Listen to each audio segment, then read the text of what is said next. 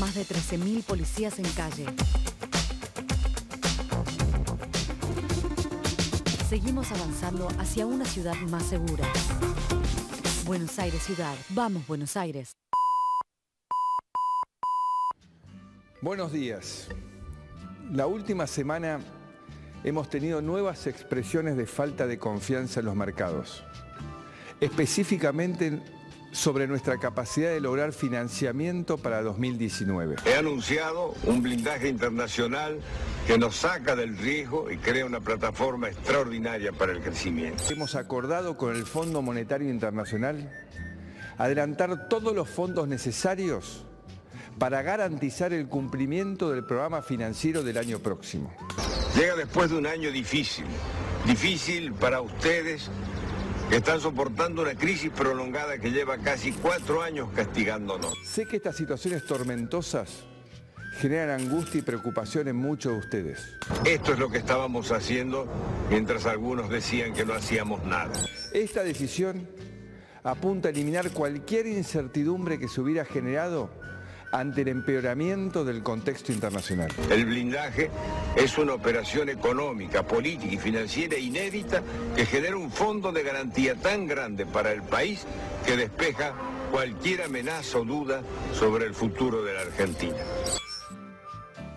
Garantizar el financiamiento para 2019 nos va a permitir fortalecer la confianza y retomar el sendero de crecimiento lo antes posible.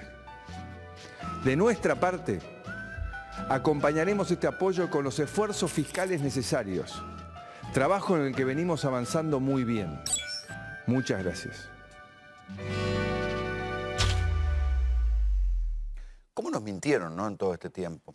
Porque recuerden todas las veces que tuvimos que escuchar que lo peor ya pasó, que la luz al final del túnel, que el segundo semestre, que los brotes verdes y toda la cantidad de cosas que, claro, ahora vistas con el archivo, son irritantes de tan mentirosas que eran.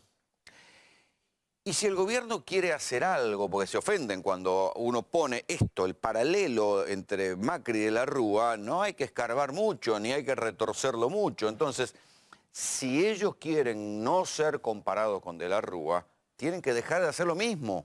No es que enojándose con los periodistas que hacemos una comparación evidente de un proceso por el cual terminan acordando un plan de gobierno con el Fondo Monetario Internacional, terminan prometiendo cosas que después no cumplen, hablan de déficit cero, después lo pueden cumplir. Ese camino nosotros ya lo vimos entonces, las comparaciones, yo sé que son odiosas, pero son ellos los que tienen que dejar de hacer lo mismo para que uno no los compare y para que la sombra del desastre no planee sobre el gobierno de Mauricio Macri. Aquí vamos a ver que va a estar aquí con nosotros Julián Sicari, que es el que más conoce de cómo fue el proceso que terminó en el 2001. Y ahí hay una cifra a la que hay que darle mucha bola, que es los 1000 puntos de riesgo país. ¿Por qué les digo esto? Estamos en 700 y pico de puntos de riesgo país, a veces tocamos los 800, después baja. Cuando llegaron a los 1000 puntos de riesgo país fue cuando el Fondo Monetario Internacional les cerró la canilla a Fernando de la Rúa y lo mandó directamente a la crisis. Entonces, esos 1000 puntos de riesgo país son las cifras a las cuales el gobierno no tiene que llegar porque el Fondo Monetario le va a decir game over. Por eso, ahora, después de haber insistido en la misma receta durante tanto y tanto tiempo, el gobierno está estudiando ahora, de apuro, hoy, mañana, el fin de semana, recetas para ver cómo cierran el déficit fiscal, pero recetas heterodoxas. Lo mismo que habían repudiado y dicho que no servía, que era el pasado, que eran recetas del peronismo, que eran recetas de gente que no sabía nada. Lo mismo que el mejor equipo había desdeñado, ahora lo están mirando con cariño porque dicen, bueno, ¿cómo hacemos para cerrar el agujero fiscal? ¿Cómo hacemos para cerrar el déficit fiscal? Porque, por supuesto, van a seguir despidiendo empleados públicos, recortando partidas, sacándole plata a las universidades, sin importar que se junten 300.000 personas en una protesta, bajándole los salarios a los docentes, a los empleados estatales, y no creo que a los policías, no creo que se animen con los policías, bajándole los salarios a todo el mundo o dejando que los salarios los licúe la inflación. Pero no alcanza, por más que recorten y recorten y recorten el presupuesto del Estado, las cuentas no cierran. Entonces están empezando a pensar, che, ¿y si hacemos como hizo Labaña y ponemos retenciones? De eso vamos a estar hablando acá con el profesor Conesa, que fue el que nos dijo, que fue diputado del oficialismo, y fue el primero que nos advirtió y dijo, cuidado, que el dólar de equilibrio para volver a la cifra de 2003 sería los 40 pesos. Y fue ahí donde se tocó el dólar esta semana, llegó a tocar los 42, hoy está en 38. Pero esa empieza a ser una cifra de equilibrio a partir de la cual los que exportan pueden devolver una plata de parte, o sea, a manera de retenciones como impuestos extraordinarios sin que les afecte la rentabilidad del negocio, ni más ni menos que lo que había hecho el peronismo en el 2003 y ni más ni menos que lo que muchos de nosotros dijimos a lo largo de este tiempo en montones de editoriales. Piensen esto. Desde el 21 de abril más o menos el gobierno es como un boxeador que no entiende qué le está pasando. Un boxeador soberbio que pensaba que ganaba la pelea caminando y le entró una piña y a partir de ahí insistió en hacer el mismo juego y cada vez le entraron más piñas. ¿Qué fue lo que pasó el 21 de abril de este año? Los fondos internacionales le dijeron, muchachos, no hay más plata. ¿Sí? Hasta ahí era fácil gobernar, porque claro, aquello que hacían, pedían plata prestada y acá ¿qué hacían? Se daban vuelta y le permitían grandes negocios a los grupos económicos, permitían negocios financieros para que la guita entrara y saliera, y algún día alguien va a tener que meter a alguien preso por esos 12.000 millones de dólares que se llevaron en la bicicleta financiera. Y además hacían obras públicas, hacían clientelismo, repartiendo plata a los movimientos sociales y ganaban elecciones. Claro, gastaban a cuatro manos. Entonces alguien dijo un día, che muchachos, esta cuenta no cierra. Pero ellos, claro que habían estudiado en universidades privadas, eran gente de otro nivel, eran empresarios, eran CEOs. ¿Cómo iban a desconfiar de ellos si eran market friendly? Bueno, no, los mercados le dijeron, se acabó la plata, no te prestamos más plata. Y a partir de ahí arrancó la crisis. Y a partir de ahí, desde ese 21 de abril, es que el dólar se le fue disparando. El gobierno no atinó a hacer nada, no atinó a nada, digo, a nada inteligente, importante, hizo recetas previsibles que tuvieron resultados previsibles. Con el Fondo Monetario Internacional pasó lo que ya tantas veces había pasado en la historia. Se comprometieron a un acuerdo que no podían cumplir. El mismo gobierno que había despreciado a los políticos opositores, que los habían tratado, que eran del pasado, todo esto, ahora los está intentando seducir a ver, les firman algo del presupuesto. Vean esto. Probablemente el año que viene quizás siguen consiguiendo financiamiento. En algún momento alguien se va a dar cuenta que los números no dan. Entonces en ese momento, ¿sabes lo que va a pasar? Vamos a ir al fondo. Entonces vamos a hacer un acuerdo con el fondo y el fondo nos va a dar la plata. ¿Qué va a pasar? Cuando pasen los primeros 3 meses, ¿vos creés que vamos a cumplir la meta? Y en pedo, somos Argentina, nunca cumplimos la meta. Y al fondo lo chamullamos 40 años de chamulla. Ok. Con lo cual, ¿qué va a hacer el fondo? Nos va a dar un waiver y vamos a tener que cumplir la meta al siguiente trimestre. ¿Qué es lo que va a pasar? No lo vamos a cumplir como pasó con el blindaje. Entonces, ¿qué pasó? Se cae el financiamiento. Y cuando se cae el financiamiento, ¡Titanic! ¡Allá! Digamos, ¡vamos contra el iceberg!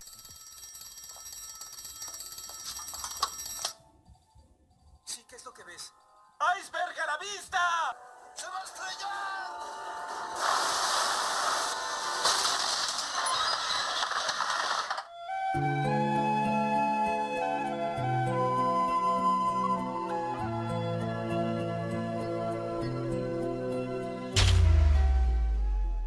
Siempre tan histriónico, Milei. Muchas veces dijo en este programa, en estos últimos años, muchachos, acá no se puede seguir especulando con este agujero, digamos, no se puede seguir gastando la plata en la bicicleta financiera, dándole plata a los grupos económicos, condonando deudas y haciendo un recorte mínimo que termina siendo falso porque echaron una cantidad de empleados públicos, pero terminaron tomando más. En algún momento eso iba a estallar. ¿Sí? Y nosotros lo contamos infinidad de veces dijimos, cuidado con las LEVAC que van a ser una bomba. Infinidad de veces dijimos, Cuidado que si no ponen retenciones, las cuentas no les cierran. Y además había algo de profunda inmoralidad en ir solamente al Fondo Monetario Internacional, en ser implacable con el tipo que no puede pagar la luz, pero condonar deudas a los grupos económicos. Esto era lo que nosotros decíamos.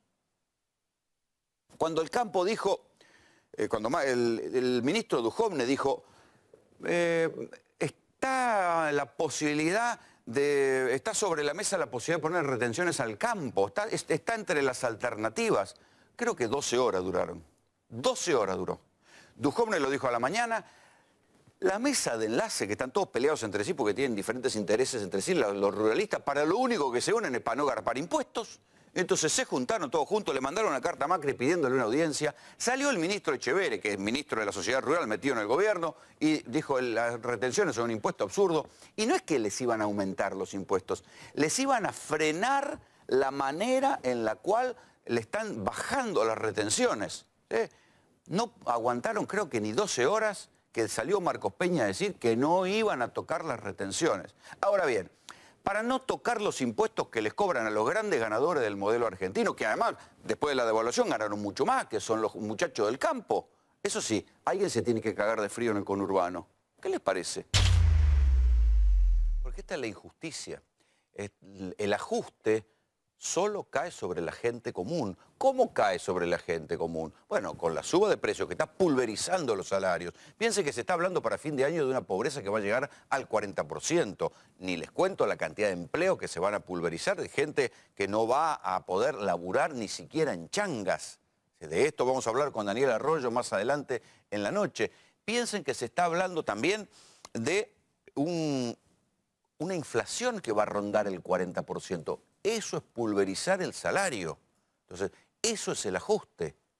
Entonces, para mandarle el ajuste a las inmensas mayorías populares, son bárbaros, son implacables. Y si la gente no se banca el ajuste, le van a mandar la gendarmería, la policía y todo lo que sea. Ahora bien, para cobrarle retenciones a los grandes ganadores de la devaluación, ahí lo piensan mucho y tienen miedo y dudan y qué sé yo. Bueno, este fin de semana están diciendo, muchachos, si no vamos a cobrar las retenciones, le vamos a cobrar un impuesto extraordinario a los que están ganando, nos vamos a hundir nosotros. Esto quiere decir que el gobierno, como decía Milei, vaya necesariamente camino al témpano y pueden hacer cosas. A diferencia de lo que pasó con Cavallo en la convertibilidad, que Cavallo también, igual que Macri, estaba aferrado a una idea y a mantener un peso, un dólar, y así se terminaron estrellando. Macri ha demostrado ser bastante obcecado, tan obcecado como Cavallo, pero parece que ahora está cambiando el libreto. Y eso puede que le permita, ya que está cambiando el modelo económico, porque el dólar se devaluó, puede que hacia fin o hacia mediados del año que viene le permita algún aire, empiecen a aparecer los dólares. Pero ¿quién se banca estos 6, 8 meses que hay hasta que mejore la situación económica? ¿Y en qué condiciones? ¿Quiénes van a ser los que van a perder? Las escenas de pobreza que van a ver hoy en GPS son realmente dramáticas. Están sucediendo acá en el conurbano. Y después están también la otra cuestión, el humor popular que empieza a darse cuenta, esto que dice aquí abajo, ¿cómo nos mintieron? ¿Cuántas veces nosotros le preguntamos a los funcionarios, ¿van a hacer esto? No, de ninguna manera. Y si no me creen, vean a Marcos Peña, tal vez el funcionario más cuestionado por estas horas, el jefe de gabinete. El año pasado, justo antes de las elecciones, yo lo entrevisté y mano a mano, le pregunté varias veces, ¿cómo van a hacer con las cuentas? ¿Cómo van a hacer? ¿Tan seguro que no va a haber un ajuste? Vean lo que me decía.